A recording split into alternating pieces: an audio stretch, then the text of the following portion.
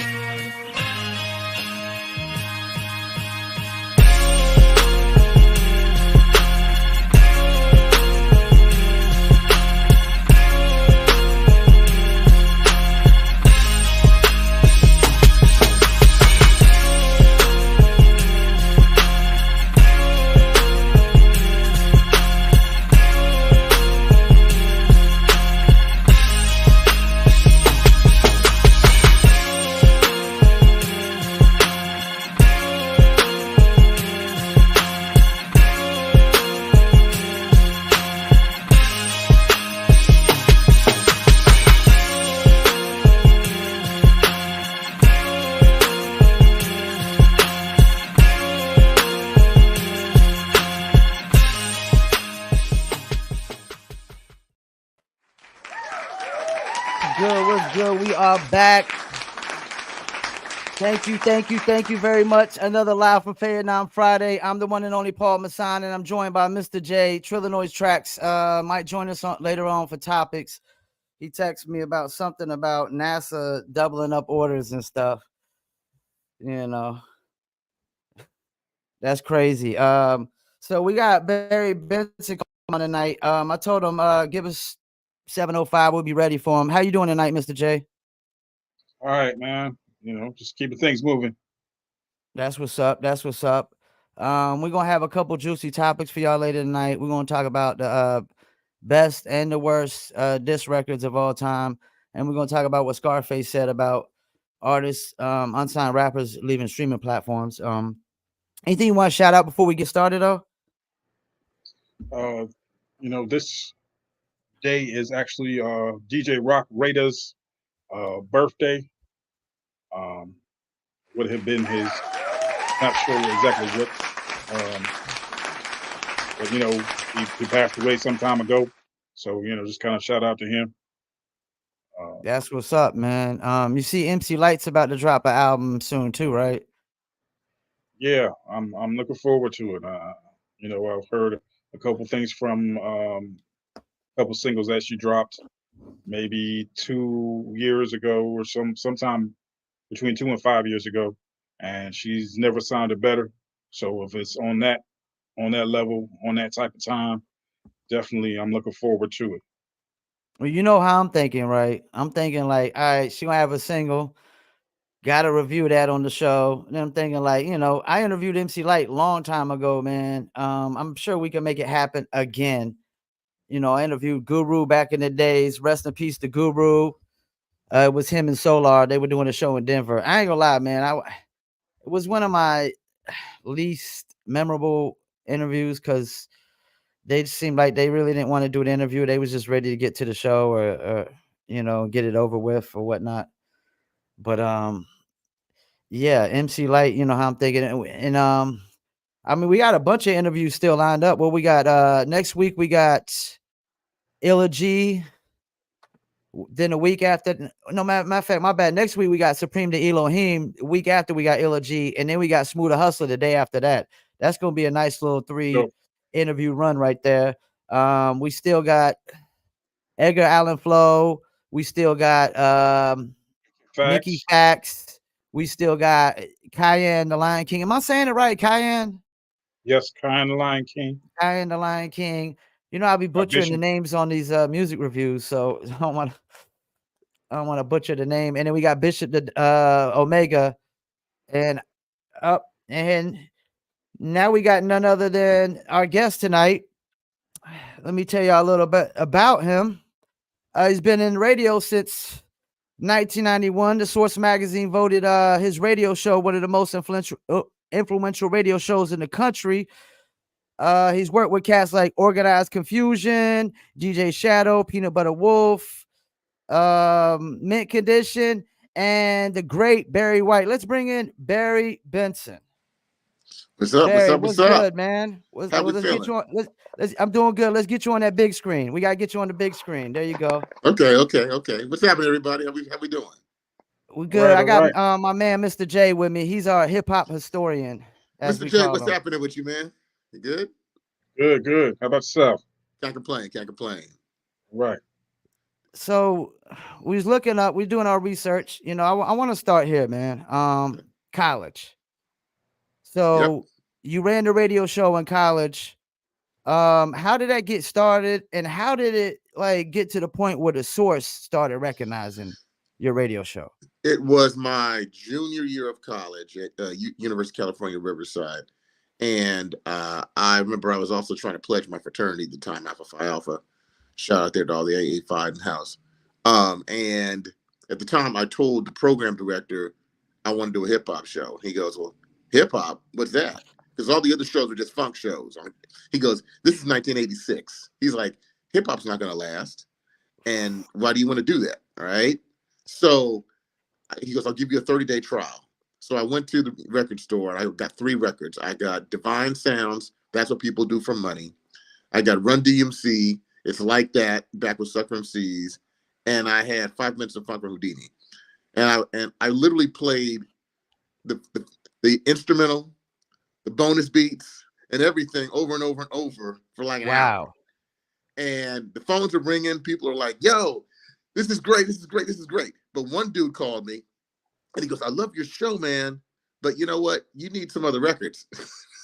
And so I was like, he's like, "Well, you need to, I'm from New York and I manage this artist. You need to come to my house." I said, "Come to your house." I said, "No, bro, hold on, man." He's like, and pick up some other vinyl from me. So I go, "Well, look, how about this? I'll roll out front. I'm not going to go into your house, bro." And so he goes, "Cool." So the next week later, I go to his house. He gives me he gives me a full box.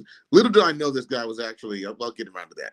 So he ends up telling me, "Yo, go play this stuff." So I go home. I'm putting stuff on my turntable, and I'm like, Biz Markie, Vapors, Prism Records. I'm like, what is that? I don't know. Big Daddy Kane Raw 12-inch.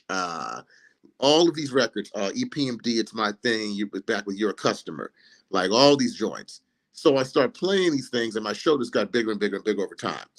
And to the point to where all of a sudden the Source, the Gavin magazine, started recognizing me because here in LA, you only had K-Day back then. And it was commercial, the hip hop show, and the first hip hop commercial radio station in the country. And then you had King Gizmo and Easy Mike at Pomona College. They went on to produce Beastie Boys' Paul's Boutique, right? Okay. And then you had my show, Rockberry's Funky Dope Maneuver, KUCR. That was it on the West Coast for about, honestly, close to almost 10 years. And so I just got notoriety because there was nothing else. So all the artists would come from New York, do the Fresh Fest, for example, and then they would all come out to do the Fresh Fest, which also was at what we call the Orange Grove, the Orange Fairgrounds in Riverside. And so all those artists would all of a sudden come to my show. So then I started getting notoriety from the acts too. So that's how it all happened. So I got to recognize George Hinojosa, who to this day is the manager for Ice-T. That was the one that heard me and was like, he lived with his mom in Riverside, gave me all the first vinyl, had the first hip hop record pool, and he's the one who really got me started. So that's crazy. And so you were kind of like traditional radio nowadays. You was only playing 3 records over and over again at first, like they do nowadays. Word, exactly. But he gave you the heaters. He gave you, EPMD, Big Daddy Kane, Biz Markie. That's crazy. All right, so it says you did radio promotions for Disney, and it was Hollywood Records. How did that come about, man? And what artists were you like working on radio for Disney? So at the time I was working for a wine company, being a liquor rep, Young's Market Company, with wearing a suit and tie, going and like selling wine. I was like wine into grocery store chains. I'm like, this cannot be my life. And this is what I got a degree for. It paid well, but I'm like, I wasn't passionate about it. Still had my radio show. Long story short, I looked in the Source magazine and they had a one ad for a job that said, looking for a director of mix show for Walt Disney's new rap label, Hollywood Basic. I'm like, okay, what is this? I'm like, I'm a Disney fan already. And then I'm like, a rap label. So I call and I forget how I even got the interview, but I did. And I got interview with a guy named Dave Funkenklein. Dave Funkenklein had a radio show on also on college radio at the University of Colorado Boulder. He went on afterwards and worked for Red Alert Productions with Russell Simmons, Red Alert, and whatnot. And then they end up helming him. Peter Paterno, who is still to this day Axl Rose and Dr. Dre's lawyer, was basically the president of Hollywood Records. So I get this job, don't know how, and they're giving me a corporate card. And like, now we're going to go and sign this group. The first group you're going to promote is this group that we went to an actual prison and recorded in Rahway, New Jersey, called the Lifers Group. Instead of having fake gangsters, we're going to get real gangsters who are in jail doing time. So that was my first record, my intro into it. And after that, they said, we're going to sign this other group that basically is called Organized Confusion, also out of Queens, New York. And that was the second group we had, which had, my first record was Who Stole My Last Piece of Chicken, back with Fudge Pudge, which became like a major underground hip hop hit at like college radio stations, and that was the start of my career. So most people probably don't know Organized Confusion was on a label that was under Walt Disney. Yes. And that's crazy. Like, Yep. it's crazy to think Walt Disney would even sign somebody like Organized Confusion. It really is. It is crazy. It's crazy because we got away with a lot. I mean, in terms of, they didn't really know. We signed the Booyah Tribe, if you remember them too. Oh, yeah. And they're all rolling They're up like Mexican gangsters, right? Yeah, they were Samoan. yeah, Samoan. Samoan. Yeah. That's right. So it's crazy. We signed Raw Fusion, which was Money B and DJ Fuse from Digital Underground. We were trying to sign RBX, but let's just say Suge and Death Row had some other ideas. That's a whole other story in itself. I don't even know if I want to get into that. But yeah, but for close to 3 years, man, we had a little thing. We got, we were the first person to start DJ Shadow. He did a first remix with us. Peanut Butter Wolf, who now has Stone Throw Records, he started his first remix when he had his group Peter Wolf and Charisma. So people don't realize that Hollywood Basic really was a launching pad for real hip hop. Major Force, which was one of the first the Japanese hip hop labels. Basically, we'd also distribute some of their stuff. So it was a good 2-3 years over there. I want to let Mr. J get some questions in as well. Absolutely. You were saying you were one of the first DJs on the West Coast. Can you kind of describe the scene? How it kind of looked at the time. You know what? At that time, funk drives the West Coast, right? The West Coast is a funk. So G-Funk came out of funk. Gang culture and hip hop culture and funk all sort of coalesce around the same thing. You had places like, you had Uncle Jam's Army, which was a major promotion company back in the early 80s that were promoting these big shows that were having artists like Egyptian Lover and, the World Class Wrecking Crew, Dre's first group, and Toddy T. And the scene back then was more techno hip hop because it was closer to funk. So that was more palatable for kids in Compton and Linwood and Watts, and out where I'm from, the Inland Empire, Pomona. That's sort of that was what you're into. So the extension of hip hop really came from melodic hip hop back in the day. It wasn't like New York style. That took that was about the sixth, like I said, I started in 86. That didn't really catch on until like 87, 88, when you're looking at like LL, Bigger and Deffer. But like early on, that was the real scene in LA. Because, there was breakdance on the West Coast. On the West Coast, you had pop locking, like big time. Like that's what it was. And that was an extension of funk. So the extension, but that was pretty much what it was. Skating rinks were a big part of the beginning of hip hop.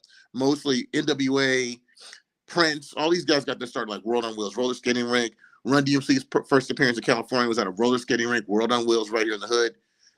But it'd be funny because the DJs had played mainly funk, before that. Cameo, Barcades, things of that nature. It wasn't New York. So it was crazy how at one point New York came in and found its way, but it had to be the right kind of records that were making that kind of sound because it had to still be melodic and funky. And that's why G-Funk, became so prominent. And it's still, you look at right now, right around me, and I live right here in South LA, here in Los Angeles. You can't walk by. I probably every 5 or 10 minutes can hear the Kendrick Lamar Much on the Beat latest diss track playing. Why? That track, more than anything. It's a representative of the West Coast.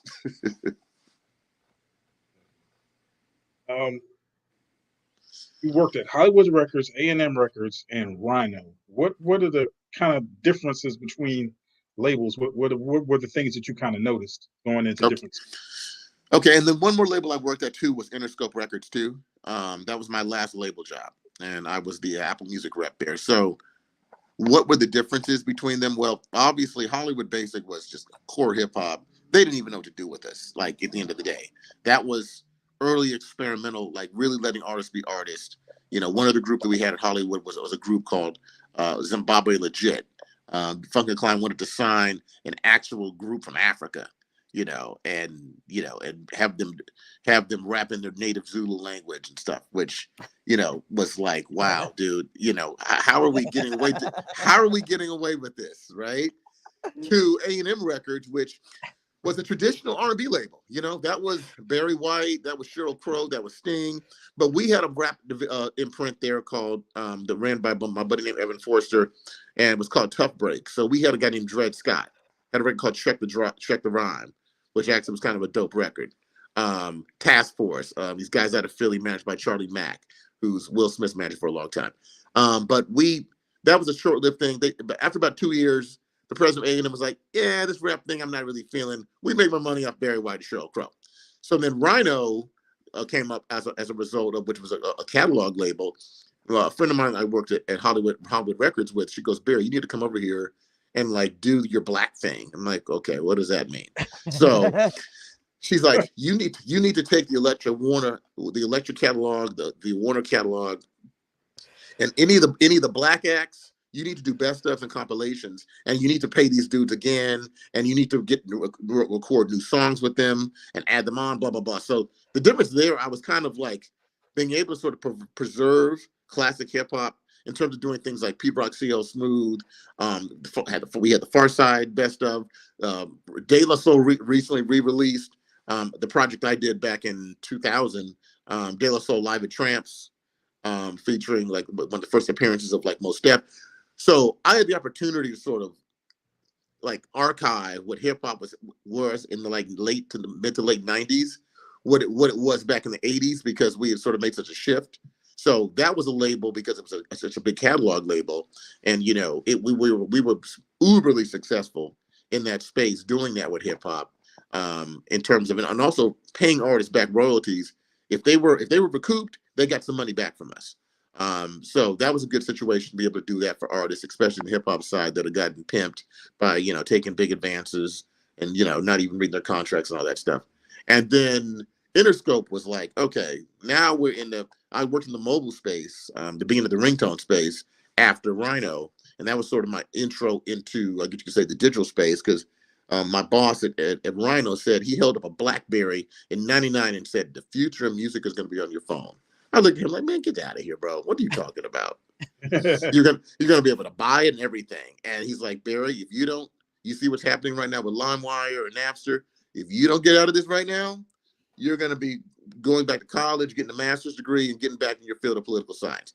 And I made that switch, went to Interscope, and fortunately, that was a great situation because at the time, Common was there. We did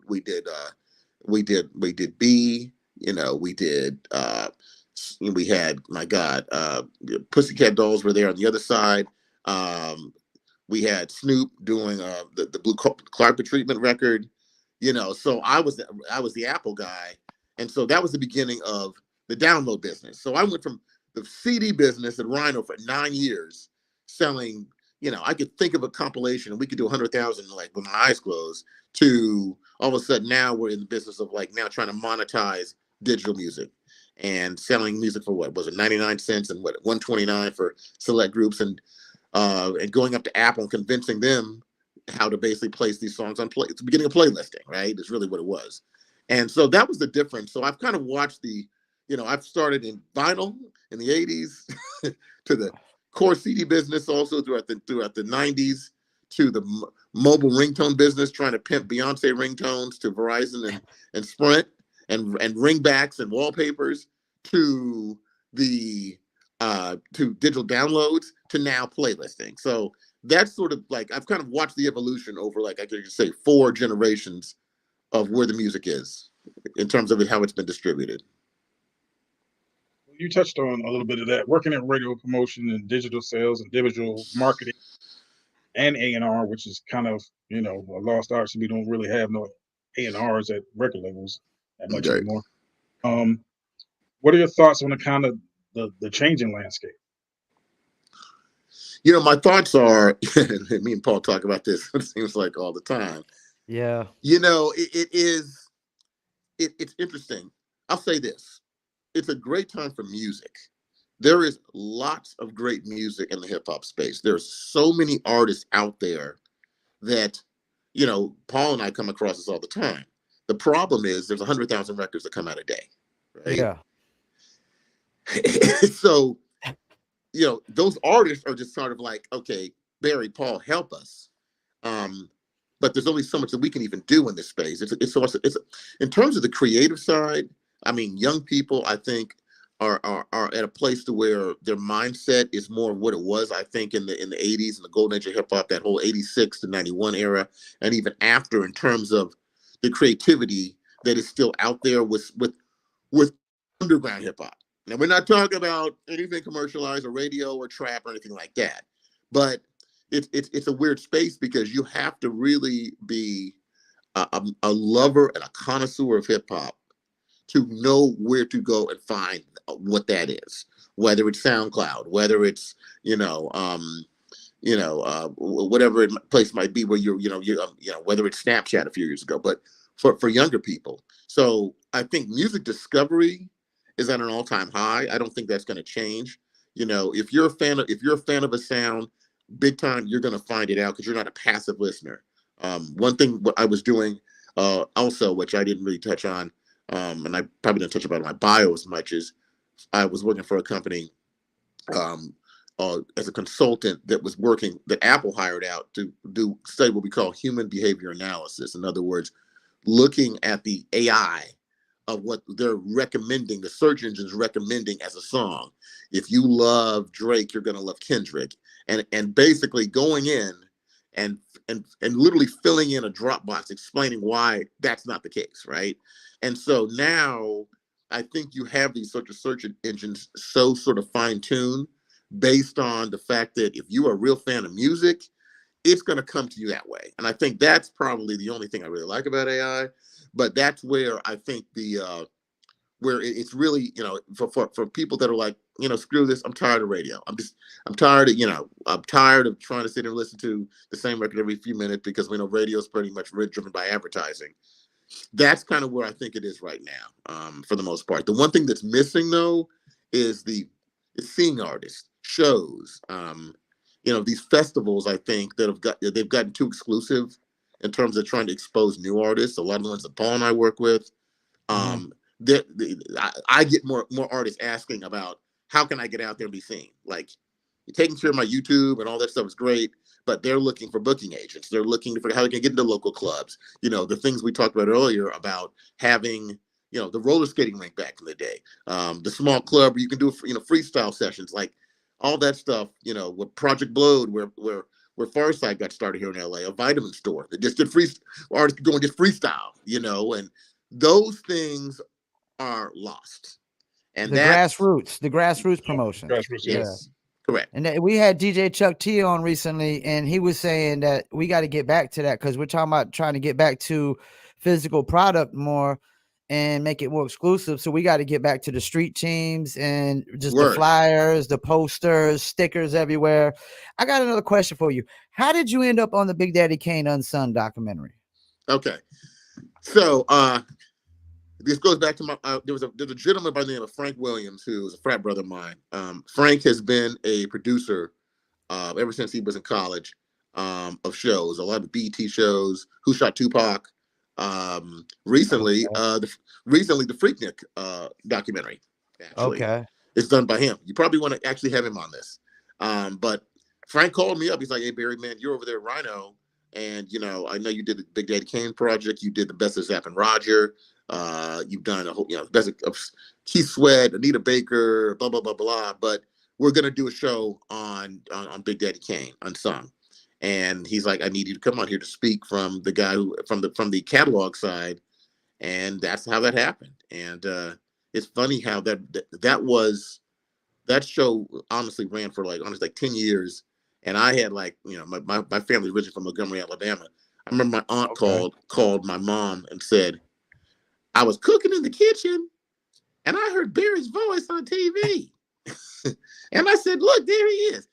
And so anyway, that's how it came. So shout out to Frank Williams, who is really the leading sort of African-American, documentary of our culture and hip hop culture and Black music culture, for that.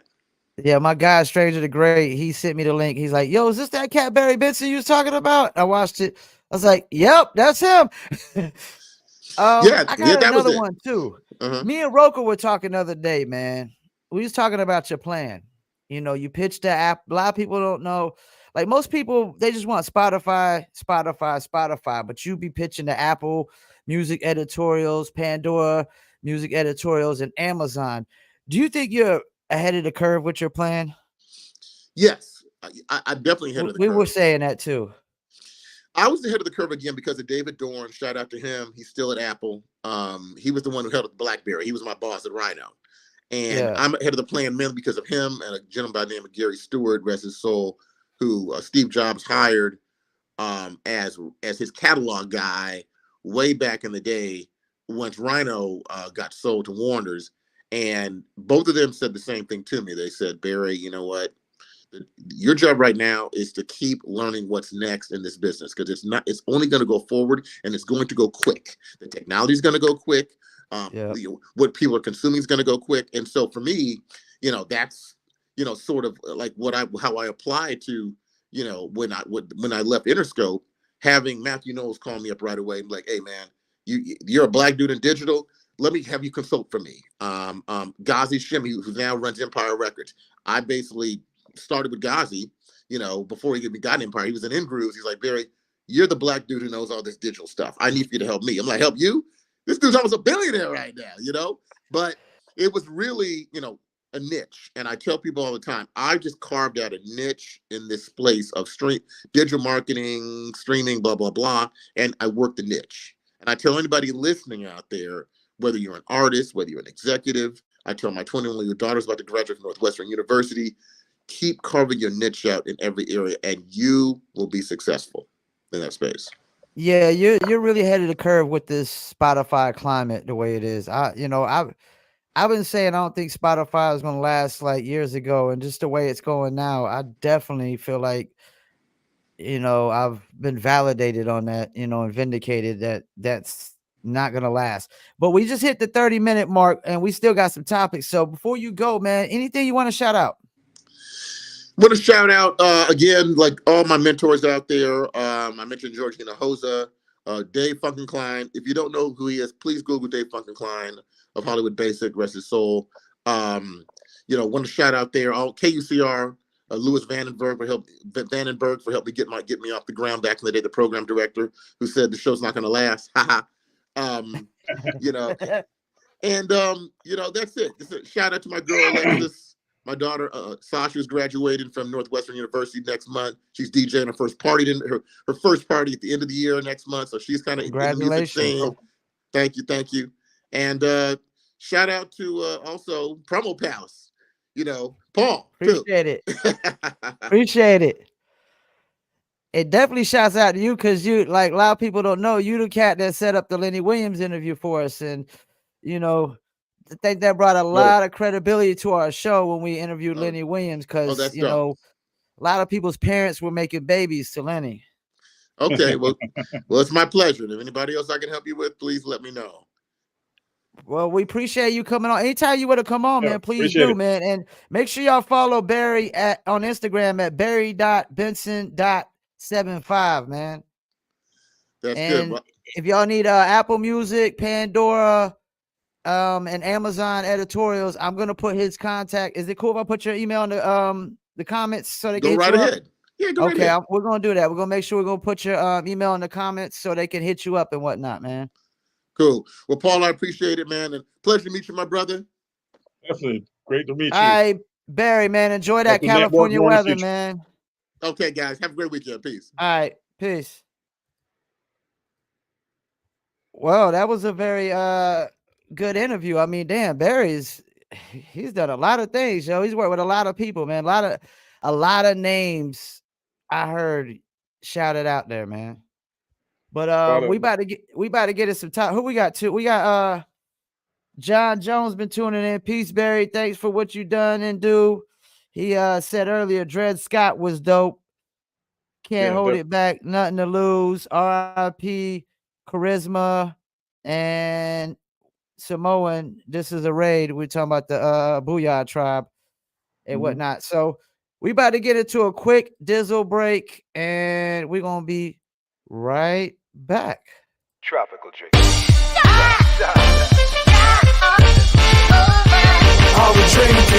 Me and my team, whenever we link up, they wanna be drink up. We sit down and relax and have few glasses when there's things to think about. Like I'm nice with the boss when I tend to the bars and I'm not talking drink ups. So tell the bartender that's tending the bar to please pass me a big cup up. And tell that waitress is waiting on us to put a little ice in it. Now watch the ice become weightless like the spaceships that I be sitting in. Now wait and listen, they're waiting for that tropical twist that'll tickle your taste buds. Now taste some. Yo, I insist it's the Dizzle.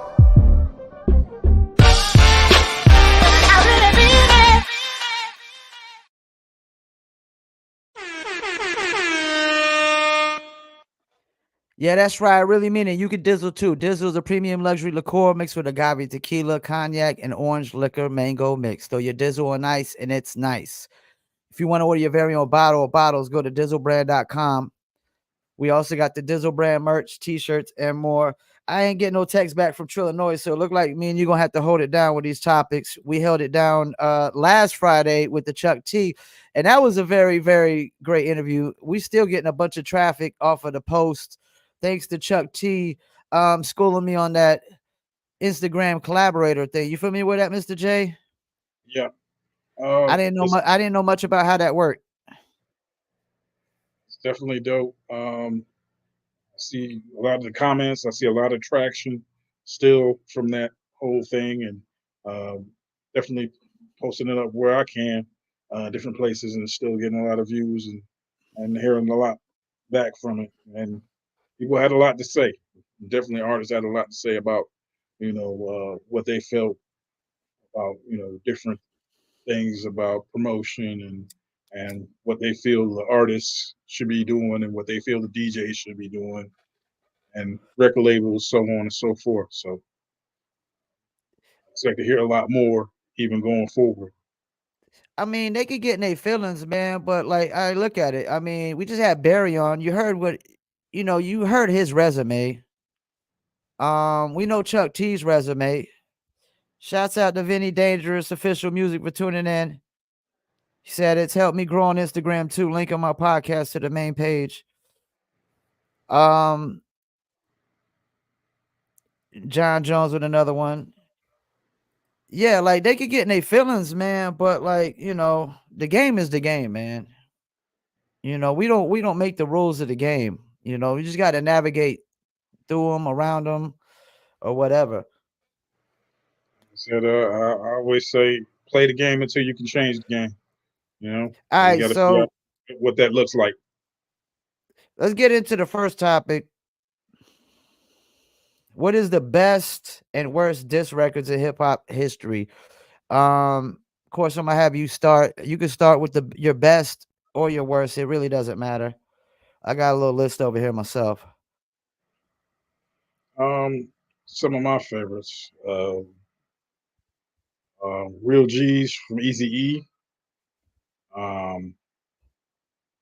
Dollars and Cents, Second Round Knockout, and the one that basically started this discussion for me was the one that Questlove said he didn't care for, which was the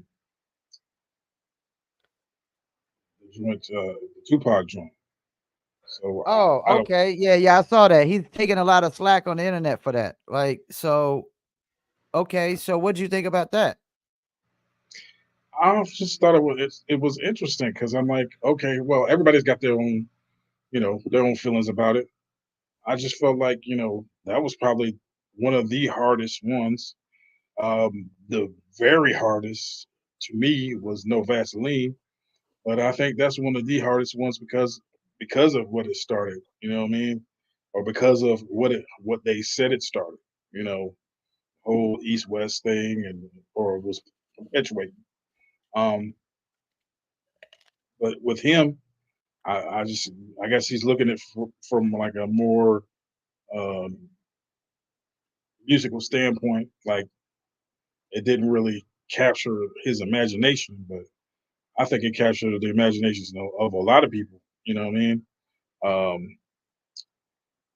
But it's just interesting that he would take that kind of, or have that take on that particular song. So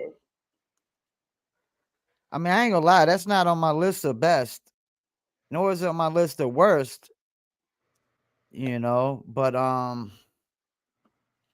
I don't know. I mean, I don't really, did he say exactly? So what did he say why he didn't like it? He's exactly. I didn't really get more into the specifics of it. Well, here's what the blurb basically said. Um, it basically said, "Dude, you're rhyming over smooth jazz dinner music. Luther Oh, Vandross so it was the became." production. It was the production that he really wasn't feeling. So, like I said, it was more musical for him Yeah. than, I guess, the particular lyrics and how hard he was trying to get That's it. with these modern day so-called battle records is just the production. I mean, so that's your best. What's your worst? I think Nicki Minaj, Bigfoot. Um, Is that what that's called? Bigfoot? I thought it was called Stupid Hoe. I think it's either or, but Is it? Oh, is it either or? Okay. I'm not sure. I think it's um, and the other one would be the top one for me would be Hammer. Run, better I run. see. He was on the Um, list I, on Reddit. Yeah. I remember he was trying to beef for whatever reason. I guess that one line about that Jay spit. I could lose 30 mil. 30 mil won't hurt me. You know, and he kind of talked about Hammer in that line, and Hammer came back and tried to answer, but that just wouldn't work. Um, Nick Cannon, The Invitation. Um, Anything with Nick Cannon is probably save for Gigolo. That's one of my little guilty pleasures is I Gigolo. actually From listened to that the other day. I think there's a lot worse diss records than the Nick Cannon one, because I actually listened to that the other day. He was uh, trying hard, man. He was trying hard. he had another one where he was like the whole thing. He was rapping like Slick Rick, and I can't even remember the name of that Oh one. man. Like he had did the whole dress up like Slick Rick or whatever. It wasn't good. um, Melly Mel, the Yeah, kick. yeah. Melly Mel's on my Um, list. that wasn't. Uh, you know, and in '85 maybe that would have hit, but right now he needed to kind of step back. I don't even Yeah. understand why he started that diss with Eminem in the first place. That don't make sense. Yeah, I was telling Mr. Jones, who's tuned in, saying that any dude that's from the 80s that didn't even get any play in the 90s should not be trying to diss nobody in the 2020s. Melly Mel didn't even get no play in the 90s, man. He was done in the 80s. I mean, the whole point is, say you're a pioneer. You don't need to put yourself on that level. You know what I'm saying? It's not even a question of where your status is in the game. Yeah. You know what I'm saying? You can't be judged on the level of somebody else who was selling records. You were there at the beginning of this. Yeah, you were, yeah, You you were, made your yeah. bones. It don't make sense to diss anybody who's been out. And saying clown posse. Oh Um, yeah, they were number one on the list I seen. Slim Anus. yeah, Slim Anus. I'm trying to We remember could what we consider that hip hop though. they're rappers. They're rappers. I Okay, mean, okay. they're you know what I mean. See, I think that's the problem now, man. Everybody that raps were considering hip hop, man. But I thought hip hop has certain elements to it, and if you like all those elements are missing in your raps or just your everyday lifestyle culture, I'm like, I almost feel like rap culture should be separated from hip hop culture nowadays. You know what I'm saying? Does that make any sense to Yeah, you? yeah. I'm 100% with you. It's like I said, like we had the discussion last week. Difference between rappers and MCs. You know what I'm saying? A Yeah. lot of rappers, very few MCs. It's commercial versus art. You know what I mean? So you know, and they're the cats that kind of, I don't know, they did a track with Method Man one time. They've done a track with some other, you know, actual hip hop artists. Are you talking about Insane Clown Posse? Well, we know Tech Nine blew Yeah. up on their tour too. Tech Nine opened up for them. But I You mean, know? they're almost like they just got a cultish Oh yeah, following. they're Saying almost the like hip hop. Juggalos, They're just like got a you know, gimmick. yeah, the Juggalos and all that stuff. They have a very cultish following. So Oh I yeah, don't, they got a cult following. yeah, big time. And the game track. I'm trying to find the game track. Which Where he one? did Eminem. I don't even remember that. That's got to be one of the worst because I don't even remember it. Yeah, man. And the whole point with him and that track is the problem is that he's trying to do basically what Snoop did by accident. You know what I'm saying? Snoop was basically What's naming his that? five, you know, and he didn't put Eminem in that top five. And Yeah. he wasn't slandering Eminem. He was just saying, look, I'm looking at these MCs of my era and the people who I was influenced by, and you know, I didn't put him in it. He's But the not my top reaction from five that, either. So basically was, okay, you know, they had this little beef, but then they pieced it up, and then they did a track together, and that's what the game was trying to do. He was trying to, you know, put that out there. Then maybe they'd piece it up, and maybe they do a track together, and it just didn't. It backfired. It didn't make sense. Like you should have just got on the phone and talked to Dre, got on the phone and talked to whoever, and say, hey, look, you know, let me network with, you know, or build with him, and let's do a track together. So it didn't make sense. all right, so I got I don't. You named most of mine on the worst disses. I'm gonna start with the best. To me, my favorite of all time is Common to Bitchin' You. That's my favorite. I think that's the dopest diss record of all time. Now, what do I think is the biggest diss record of all time? Now, that's a different story. I know this might be crazy. I might be going out on a limb with this to some people, but I think the biggest diss record of all time is got to be 50 Cent Wanksta. And this is why. He took a cat that had a top 10 record on radio for 365 days straight and just crushed his career like that. And one of the worst ever is the reply to that, the clapback, Ja Rule. That's one of the worst ever. Oh man, I don't know, man. Clapback is one of the worst ever. That beat slaps. I like I mean, it didn't get no because I'm traction, from but the New beat slapped. York, Sorry. but it's clapback. Cisco and Ebert gives it 2 thumbs down.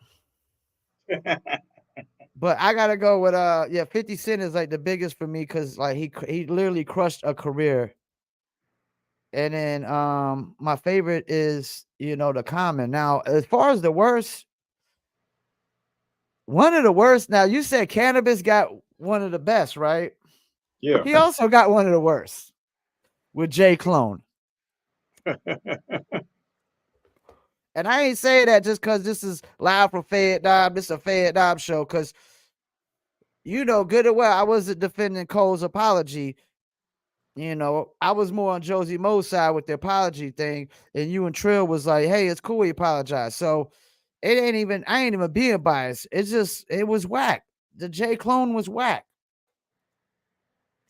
Another one, Meek Mill. Wanna know? Is that the Meek one with Mill wanna know?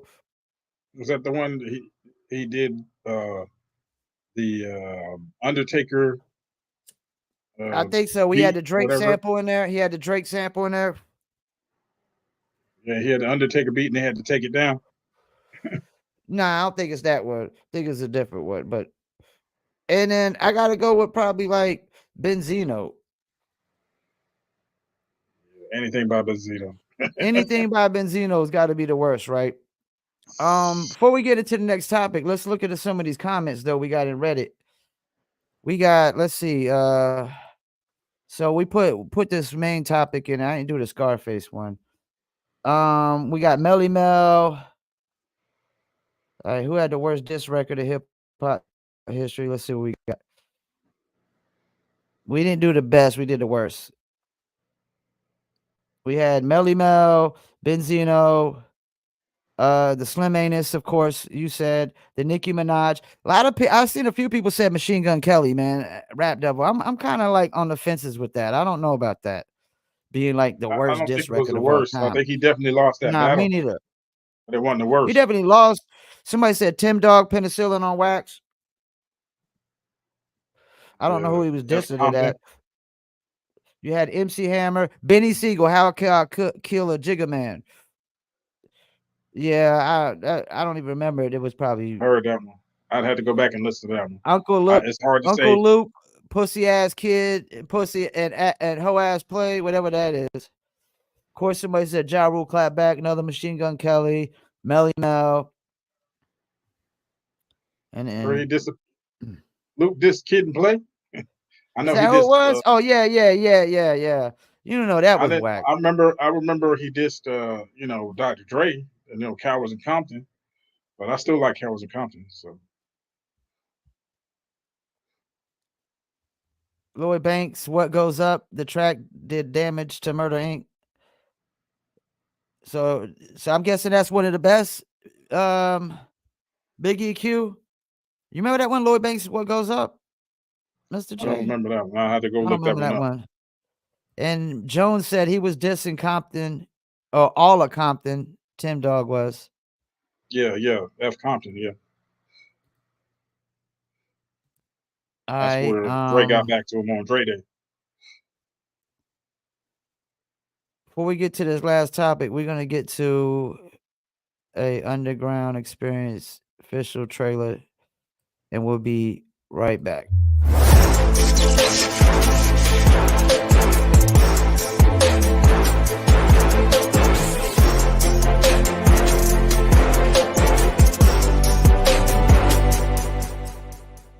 It's gone from it being kind of gate kept to being kind of closed off to now it's wide open. You know what I mean? Like from city to city, even state to state, it's wide open. The artists can really control their own destiny now.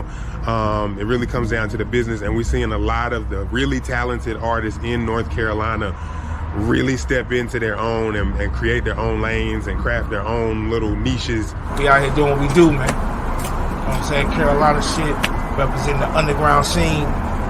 Carolina got a lot to offer. There's a lot of artists out here that y'all sleeping on. You know what I'm saying? Don't say you don't have no talent out here, because if you just stop for a minute, you will see. It's so much talent here. It's so people got so much to offer, and all we try to do is just bring our talent to the people and bring it to light. You know what I'm saying? So, this is really important that we let the people know, like, Carolina's bigger than J. Cole and the Baby and Petey Pablo. All this cash, see the speakers glaring, the people staring like, where you get all that? Now I got a big old bag. Now I got a big old bag. Now I got a big old bag. It ain't like, where you get all that? Now I got a big old bag. Can't even fit all this cash. They smiling now while I'm wilding now, like, yeah, I fit all that. Yes, now I got a big old bag. Now I got a big old bag. Now I got a big old bag.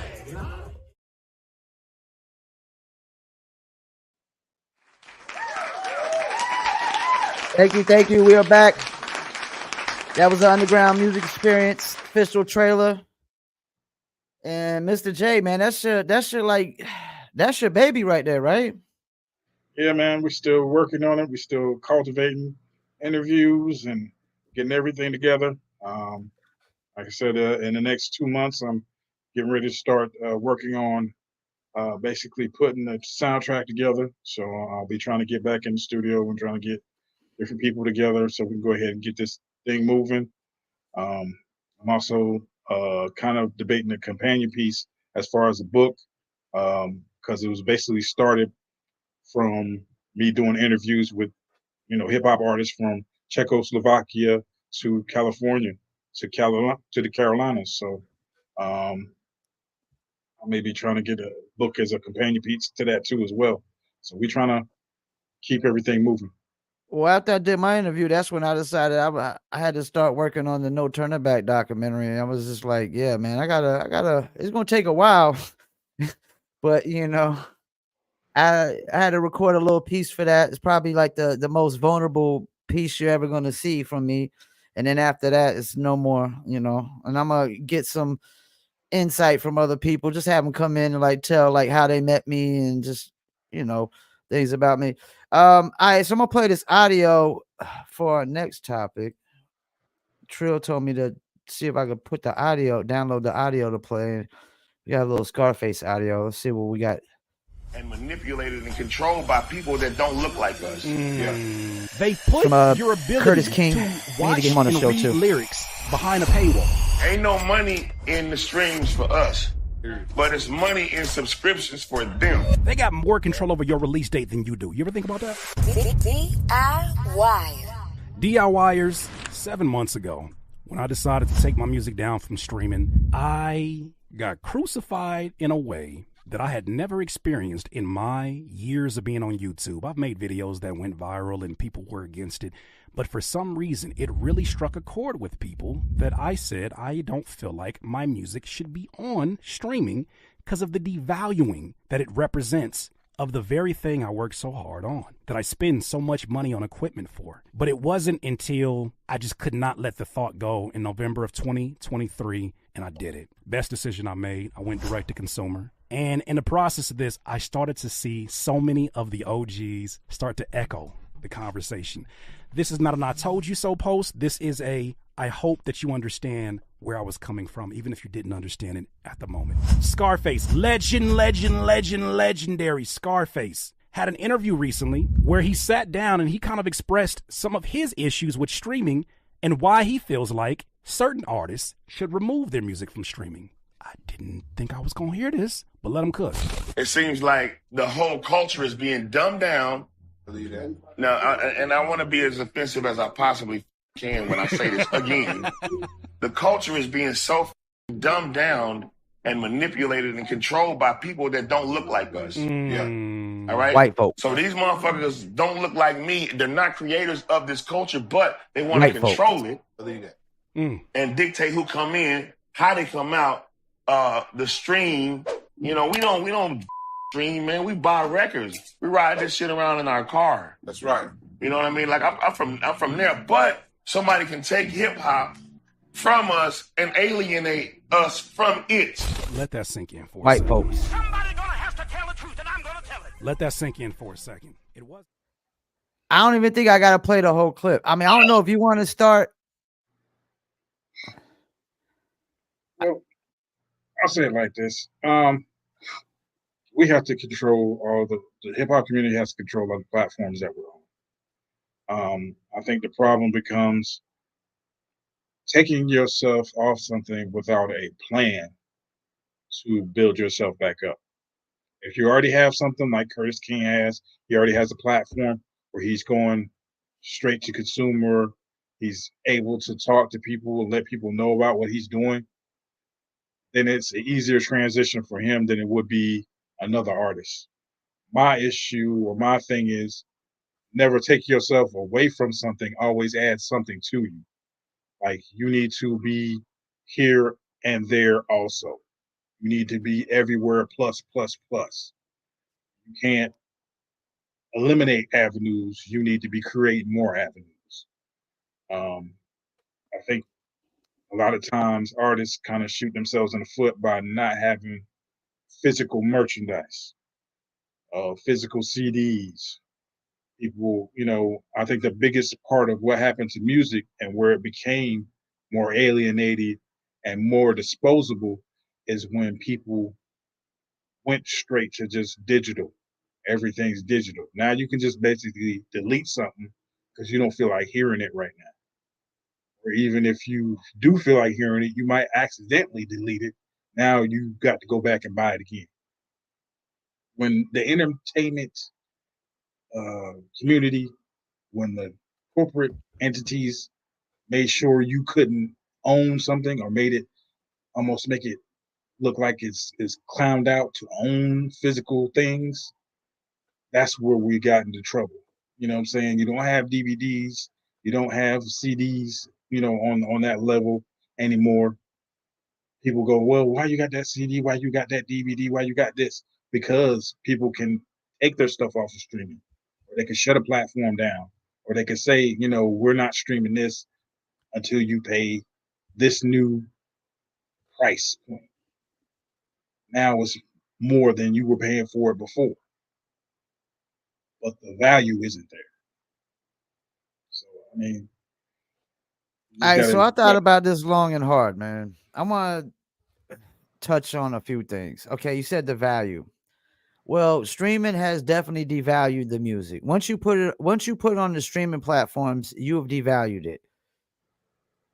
Just because what they're paying out, just based off the payouts, is devalued. And like Barry said, man, the problem 100,000 songs a day, man. That's a crazy oversaturation. So once you put it on the streaming platforms, yes, it loses value on that platform. Then I want to tackle like what he said, the people that are taking control of the art that don't look like him. He's talking about white folks, but those are the white folks that don't look like me either. You get what I'm saying? Like they don't look like me either. They look different. These are white folks that look different from me. So these are the wrong kind of white. These are not the Steve Rifkin white folks, as I would like to say. The Rick Rubin white folks running, hip hop and rap music nowadays. What Dave Chappelle would call the tiki torch whites. So yeah, these white folks, they don't even look like me. You know what I'm saying? They don't dress like me, they don't talk like me, they don't think like me, they don't act like me.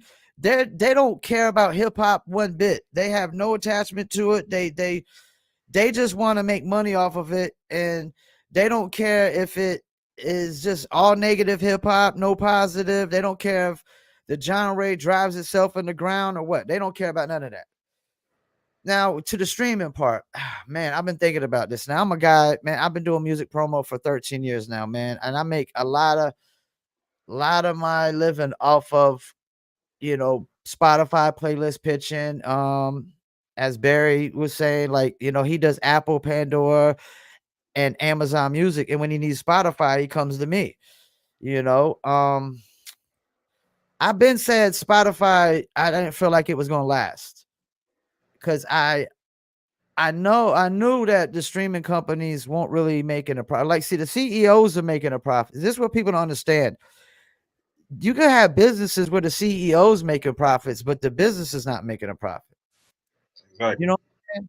So that's what Spotify is, because when 2/3 of your net or gross income is going to somebody else, that's not a lot of you got peanuts left to play with, because you still got to pay it. They still got to pay out Joe Rogan for podcasts, all these other podcasters, all these unsigned and independent artists with these micro payments. It's a lot of money they're paying out every single day. So I felt like, hey, Spotify's not going to last anyways. But this is what I've come to the conclusion of. I think it's best for like people to do like a Curtis King and just build a specific fan base at first before you even go to the streaming side. Does that make any sense to you? Yeah. That's what I think. I think they need to wait till they get to a certain, because if not, unless you got some kind of advertising budget or marketing budget, you're just uploading your song in a pool of 100,000 other songs that are just swimming through the Spotify oceans every single day. At the end of the week, that's 700,000 songs. I mean, that's another reason why a cat like NBA YoungBoy and a lot of these rappers have to be considered content creators nowadays, because they pump out so much music that it only has a week shelf life, I'm guessing, at most. And to your point, you know what I'm saying? The issue is you have whole ecosystem. You know what I'm saying? You got studio heads or people who still have, you know, studios outside of their home. You know what I'm saying? Who are pushing people to put out more content to keep the lights on at the studio. You got, you know, a whole ecosystem of different lawyers and other people who still trying to eat off of this, especially now even more because some of these labels have closed down. They've laid people off. So now they're trying to figure out ways to get people to keep pumping out music, keep putting Then stuff you got out. the music video guy, like you got to buy the music video for the song that you recorded over there at, you know, with Barry at Red Room or something. You know, and that's the thing. Even a cat like Barry Williams at Red Room will tell you, I mean, you still got to have marketing. Regardless Right. whether you go to him to pay for the song, the recording, and go to somebody for the music video. That's why, you know, like Wendy Day is saying, like, you don't spend an arm and a leg and a kidney and a liver on the music video. You spend about 500 at most on the music video and then, you know, if the song starts to take off, then you go and like, hey, let's go do the 2.0 version where we put like, you know, 2,000 into the music video or whatever, you know. I think a lot of times, you know, people don't think about that. They don't think about their audience. They don't think about exactly where they're trying to put it at. I mean, I have I'm basically on TuneCore with my label. You know, I got re-releasing TuneCore and CD Baby. um, re-releasing things. You know, from time to time. Yeah. You know, but I'm steering it to lanes and places where I know people will go to it. Um, Most other people are not steering it to that lane. They just put it out there. They done a whole mixtape in 24 hours and then just put it on the site. And then they think they're supposed to be, you know, automatically superstars in 48 hours. And like I said, I've said it time and time again, you know, different places. That's just not how that works. Well, this is what made me look at the digital distribution different after watching this video. I started thinking, like, in the 90s, when we were trying to get on, if you wanted distribution, what did you have to have? You had to have a record deal. Yeah. You had to have a record, whether it was a major label or independent that was under a major label, you had to have a record deal. Or if not, you was too short and it out the trunk, right? Exactly. That was it. Too short out the trunk, or you had to have a record label deal, independent or major, and then you had distribution. Now, we've convinced people that you don't need no kind of situation, no kind of rollout when you distribute music. Just throw it out. Just throw it out there. Just put it out there. Pray, you know, who knows? Somebody might listen to it and you might be signed. The last artist I can think of that got signed off of one song alone. One song alone. Who do you think? Who you think I'm gonna name? I would probably think about last person I can think of is Takashi. That's the last person I can think of. Who? Last person I can think of is Takashi. He got signed off of one song only. I think so. I think the last person I could think of, did he come out before Bobby Smurder?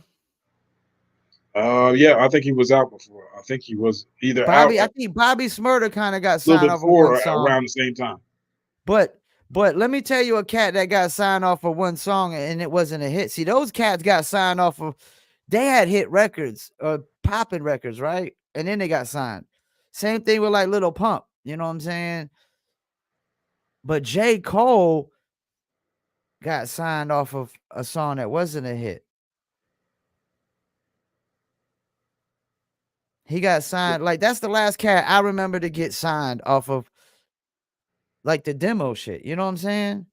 Somebody He just had a hearing lot of your motion. shit with no fan base. Nobody really know who you. I didn't know who J. Cole was when he came out because I didn't know I didn't put the face with the name at first. I knew Therapist. That's all I knew. And then when I seen the picture, I was like, oh, that's Therapist. And, you know, he had a lot of motion. He had you know, the mixtape with DJ On Point. He had kind of a little bit of stuff going on with you know, uh Yeah, but I heard Nerve of I heard House Jay-Z Wayne. heard the lights please and was like, yeah, I want to sign this cat. Whether that's true or not, I don't know, but I could see that happening. Like, especially that record at that time, the lights please. Yeah, that was I definitely think it something. was a really good record Uh, at that time. It was a really dope record. and I think Like, it I stood think out from everything that was coming out. it did, especially at that time. It really did. And the fact that he produced the record, just the concept of it, everything, I think it really stood out. But since then, nobody's, it's like the last of a dying breed, man, to get signed off. Because Kendrick was signed with TDE on that record with Lil Wayne and J Rock.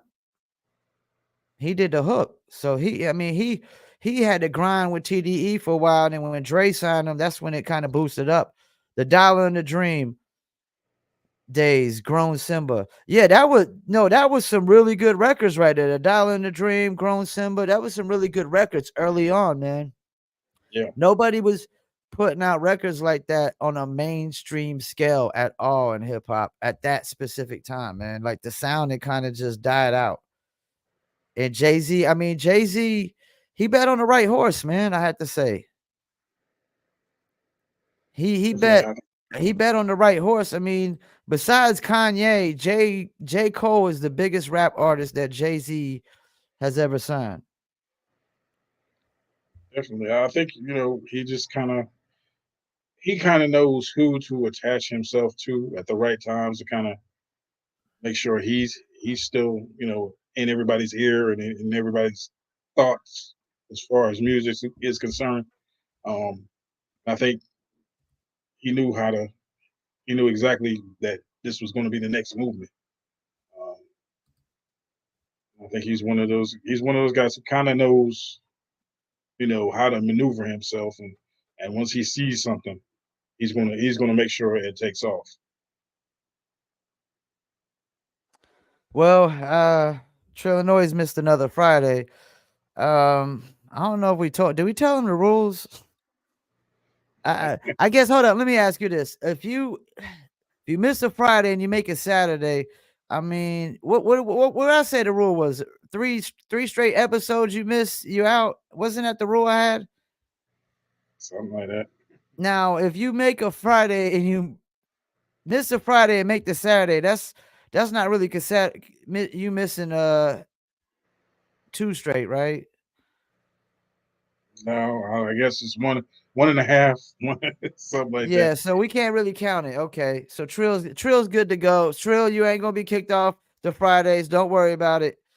But if you didn't come on Saturdays, you only came on Fridays. You missed two straight Fridays. By the third, man, we'd have to boot you, man. That's been the rule since day one. I made that rule a long time ago. Like you missed 3 episodes straight. You gotta go. Jones knows that. Jones is tuned in. You know that's been the rule since day one. Jones is an original member. And who knows? Jones might be back on the show sometime soon. But he's camera shy. He had a spot taken by Lil Yachty. He had his spot taken by a Little Yachty, who we kicked off the show Immediately after he got on. Immediately after, yeah, we kicked Lil Yachty off the show immediately after he replaced Jones. Like, I was like, they're like, hell no, we ain't going for that. Well, we about to call it another episode. Any shout outs you want to do, Jay? Yeah, shout out to BTS. I'm gonna get back with y'all, man. We getting ready to go in the studio at some point, and I put something down. Well, you and Kenny Mac? Fat. I got his track too. Fat. I'm getting ready to knock yours out too, man. Getting ready to do some things. So I've been itching to try to get back into the studio, but dealing with this, budgeting out for the documentary and trying to keep up with some other things, man, it's definitely kind of sidelined some stuff. So we getting ready to put some things in motion so we can get this music out, get these soundtracks going, get these other interviews done, and put this documentary to bed so we can get on to some other business. I want to say shouts out to Barry Benson, shouts out to Big EQ and Jones for tuning in. I forgot to say another name that we got coming on the show recently, here soon. Shouts out to UG Cellar Dwellers. We got him coming on. Can't wait for that one. And shouts out to Chris Roker for introducing me to Barry Benson. That's my Dizzle guy.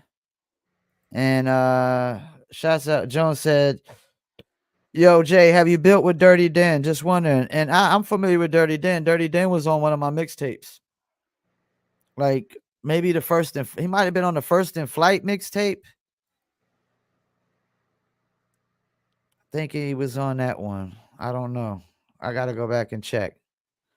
Well, once again, thank y'all for tuning in another episode live from Fayettenam Fridays. Don't forget tomorrow, Saturday, 5 p.m. Eastern, we'll be doing live music reviews with me and Trillanoyx Trax. We don't got no interviews tomorrow, so man, I mean, it's up to you if you want to come on tomorrow, Jay. But yeah, we ain't got no interviews locked in. We'll just be reviewing music. But I think the week after we got I don't know, we got somebody week after. I know we got Smooth the Hustler coming up one of these Saturdays, and we got UG from Cellar Dwellers one of these Saturdays too. I gotta check the dates.